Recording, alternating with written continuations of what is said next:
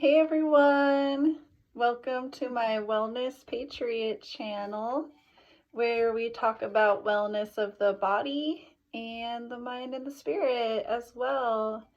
We love America and we love God, and we talk about that too. So today I wanted to tell you guys real quick about this challenge that I recently heard of, just in case you hadn't heard of it yet either. I kind of want to just pass the information along. I thought it was pretty cool. My friend just told me of this podcast. So the challenge is called 75 Hard, created by Andy Frisella, and he has a really cool podcast as well. So I recommend checking that out. A little heads up about his podcast. He is a bit rough around the edges. He cusses a lot. So if you can get past all the F-bombs, I do recommend the podcast. There's a lot of really good information. It's very motivational, a lot of good advice, and also just a theme of self-accountability and just self-responsibility. So a little side tangent about that. I think that a problem in our country right now is that a lot of people don't want to take self-responsibility. There's a huge lacking of self-accountability going on. And also it creates this kind of victim mentality as well. And why? This is the greatest country in the world, right? And so he puts it in this perspective that I haven't actually heard someone really say it in this way, and I really liked it. And so what he said on one of his podcasts is that people fought and died for our country and worked so hard to make our country what it is, not for us to basically just be lazy asses and sit around and do nothing. They fought and died for our country and made it so that we have the freedoms and the liberties that we do have and all the opportunities that we do have in America, so that we can be the best people we can be, step up and contribute to this country, start our own businesses, take advantage of all these opportunities and give back. And that's what makes America what it is. Not only do we have the opportunity to do it, but as he says, and I agree, we have a moral obligation to our country to do that. You know, a lot of people say that, well, I can just be lazy. I can sit around and do nothing. I have the freedom to do that. But that's not what it's about. We have the freedom to be the best people that we can be without making all these excuses. And a victim is never a victor. So it all starts with us as individuals. And it's hard sometimes, and it can be hard to get started on your own and everything. So that's why this challenge is really cool. And like I said, I just wanted to pass it along. Maybe you have heard of Andy Frisella, maybe not, but just in case, I just wanted to tell you guys about him and about the challenge. So it's called 75 Hard. And first, the story of why my boys and I decided to do it. So yesterday we were in church and we are reading the book of Nehemiah in church currently. And our pastor, to put it in a very small nutshell, he touched on the thought of, is there something in your life that you need to essentially turn away from or quit, something you are doing that is not beneficial to you or other people around you, or is it something maybe that God doesn't want you to be doing? And also, when God puts something on our heart to make a change or take an action in that way, to do it right away and to not wait. Do it before the sun goes down. So after church, the boys and I were talking about that, and I was kind of asking them if there's some aspect about their lives that they feel like they can improve on or change, because that also kind of leads to, is there something you can also add in? Not only maybe something you might need to quit that you're doing, but something that you could start doing or add in as well. And basically, we all came up with the theme of having more motivation. So then I thought of this challenge as a framework. I thought it would be a good guidance for us to create these goals for ourselves. And so I will tell you what it is, because I do recommend getting into it on your own. It's completely free. You can listen to the podcast, you can sign up for the challenge, and then you get an email that will tell you what the challenge is. And so you'll have that for yourself. It's really cool that it doesn't cost anything. It seems like he just kind of wants to help out and help people be better versions of themselves, which is great. So what the challenge is, the first thing it says, follow a diet. And so that can mean adding something in again or taking something out. Maybe some people eat too much sugar. Maybe some people need to quit caffeine. So for a couple of examples of what we did, my younger son, he made the goal to eat more calories in a day and to get more protein. I made a goal to eat more vegetables and get more fiber in the day. And my good friend that told me about this challenge and everything, she's doing it and she's basing it around supporting her hormones. So part of what she did is quit caffeine. Which reminds me, I want to take a drink of my matcha. So, anyway,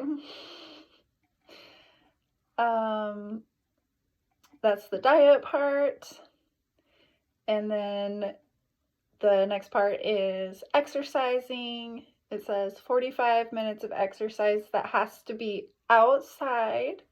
And then another session of 45 minutes. It can be outside or inside, whatever you choose to do. That is a lot of exercise. I guess that's why it's called 75 hard and not 75 easy. So I know I can definitely use some more exercise. My older son, he's on it. He's at the gym all the time, and he's been intaking more calories to be able to gain more muscle and everything. Super proud of him for that. And just being outside more is always good. Like I said in my last video, we all just need to get outside more, get that fresh air, get some sunshine. So that's always a good thing to do. It says no cheat meals and no alcohol at all. So if there's someone that drinks alcohol, either, maybe has a little issue with it, or you just like to enjoy it, 75 days with no alcohol, I think that wouldn't hurt anyone. And it says drink a gallon of water. And so a little side tangent about water. I personally don't drink tap water. Tap water tends to have fluoride in it. That's a whole other issue. I could do a whole video on fluoride, I feel like, and just water and the types of water and where you can get it. What we do is go to the water store locally. Like I said, we live in Humboldt County, California. So locally there is a water store called New World Water, and they have different filtration systems. Am I saying that right?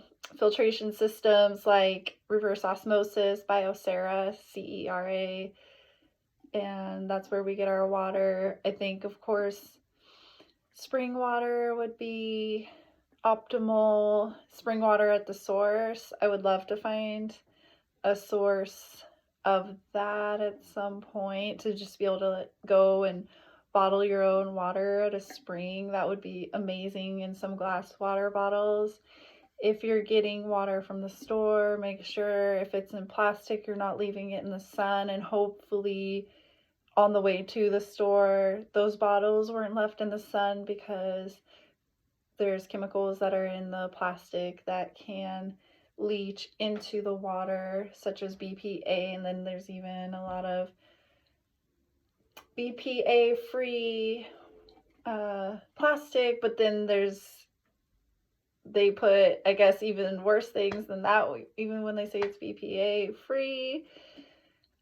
So just to be aware of that and to be careful of that. Water is definitely a really important aspect of our health. We're made up of a huge percentage of water, and I think it can be kind of overlooked. I think that a gallon a day may not be the best for everyone, so everyone should do what's best for them.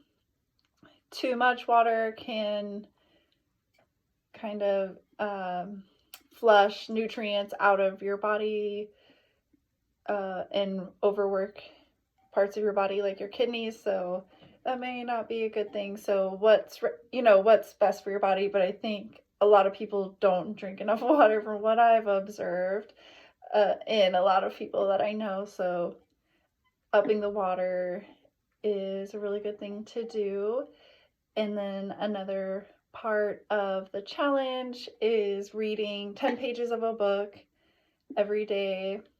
I'm currently reading Blackout by Candace Owens. And another example, my older son made a goal to read the Bible, so doing that for the reading aspect of it. It says audiobooks don't count. So I do think that just reading physical books with paper is becoming, it seems, less and less people are doing that lately. So I think it's a great thing to do. I love books. I love reading. The challenge says that if you go one day if you mess up, like have a cheat meal or whatever, you're supposed to start back to day one. And the point is to challenge yourself to do something hard and to work on us having more self-discipline. It's kind of like a muscle. When you work it, it becomes stronger. We can get so, I think, caught up in our day-to-day lives and routines. We kind of get on autopilot, and then we form these habits that may not be the best, that may not serve us in the best way sometimes. So it's good to take a step back and reevaluate things and see where we can improve, or we can take things out, like I said again, or add things in that could be beneficial to us. So yeah, that is about it. I just wanted to share that with you. Maybe, like I said, maybe you've heard of Andy Frisella, maybe not. In case you haven't, I hadn't, so I was glad for the recommendation, and I just wanted to pass that along and kind of go through the challenge, maybe to give people an example or to inspire you. Maybe you hear that and you want to just create your own challenge or something, or look into something different. That would be cool too, and to kind of give examples of the way we're doing it, because it is a little general. So maybe, hopefully it's helpful to hear some examples of the way that we're doing it. So, yeah, that's about it. Hopefully, that gave you something to think about. And I appreciate you watching. I appreciate the support. I'm just getting started on this channel. It's still messy action. I just wanted to make sure to come on and share something with you all. And I look forward to sharing more and speaking some things that are in my mind. I hope everyone's doing well, having a great week, and I will talk to you soon. Thanks again. Take care.